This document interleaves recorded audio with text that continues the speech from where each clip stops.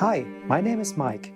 I'm a professor for social work management, and you are listening to Managing Around, the bi-weekly podcast about social science, culture, and management.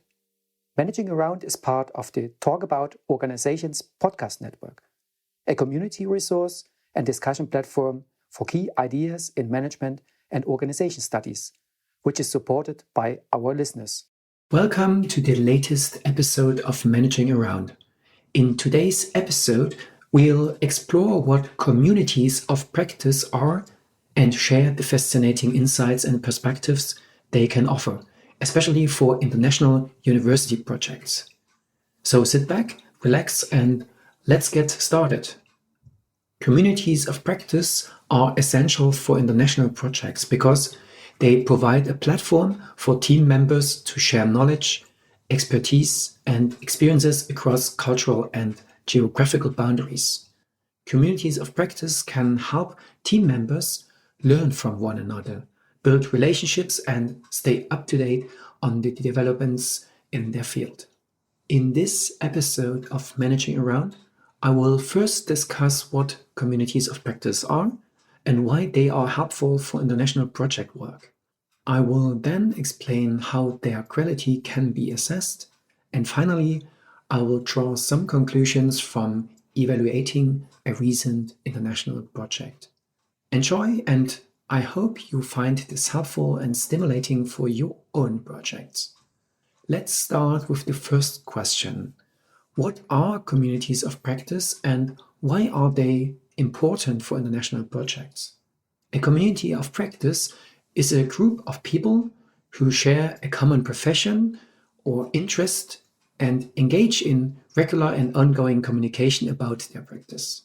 The group typically aims to improve their knowledge, skills, and performance. Communities of practice can be found in many different types of organizations and can be formed around a wide range of topics, such as a particular industry, occupation, or area of expertise. They can be characterized by their informal and collaborative nature. Members of a community of practice often interact and share knowledge through face-to-face conversations, online forums, and other forms of communication. Communities of practice can be particularly important for international projects because they allow team members to share knowledge, expertise, and experiences across cultural and geographical boundaries. Such communities can provide a platform for team members to learn from one another, build relationships, and improve their practice, which can be critical for the project's success. In addition, communities of practice can provide primarily a sense of community and support for team members working in different locations, especially if they are working in a new or unfamiliar environment. By fostering a culture of learning and collaboration, communities of practice can help to ensure the success of international projects and the professional development of team members. Communities of practices can also help to ensure that knowledge and best practices are shared and disseminated through the project team, which can help improve the team's overall performance. In addition, such communities can provide a way for team members to stay up to date on developments in their field and to continue learning and growing as professionals. We now move to the second question. How can communities of practice be evaluated? Actually, there are many ways communities of practice can be assessed, depending on the specific goals and the organization's needs. Some common approaches to assess communities of practices include, first, self-assessment. This involves members of the community evaluating their efficiency based on their own experiences and perceptions. This can be done through surveys, focus groups, or other mechanisms. Second, observations. An observer can evaluate by observing interactions and activities within the community and collecting data on the outcomes of those activities. Third, outcome measurement. This involves collecting data on the outcomes or impact of the community of practice on the organization or its members. For example, this might include collecting data on the number of new ideas or practices adopted due to the community's activities. Fifth, comparison to benchmarks. The community of practice can be evaluated by comparing its outcomes or impact to established criteria or standards in the field. And sixth, cost-benefit analysis. This involves evaluating the costs of the community of practice, such as time and resources invested, against the benefits it provides, such as improved performance, increased knowledge and skills, or developed new practices. It may be helpful to use a combination of these approaches to get a comprehensive understanding of the effectiveness of the communities of practice. It is also important to involve members of these communities in the evaluation process to ensure that their perspectives and experiences are taken into account. Now we come to the third and last question in today's episode. What did we discover during an evaluation of a transnational project? A colleague of mine from the University of Passau in Germany, Gala Rebane, and I were able to participate in a recent transnational project. The project was called Collaborative International Intercultural and Interdisciplinary Learning. And in the project, universities from Germany, Iran, South Africa, and the US created an inter- and intra-institutional, interdisciplinary, and international community of practice for digital internationalization.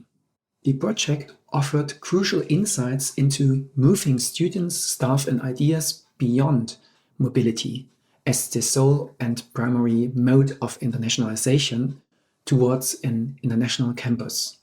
Furthermore, this community of practice regularly exchanged information on all critical aspects of the topic, discussed challenges and opportunities, collected experiences and good practices, and shared expertise between the partner universities in the proposed procedure and at the project-based conferences. In short, special digital exchange formats allowed for mutual comprehension and learning in the following 3 tracks. The first track was about academic topics and virtual collaborative learning frameworks. The second track was dedicated to the didactics of interdisciplinary, international, and virtual learning.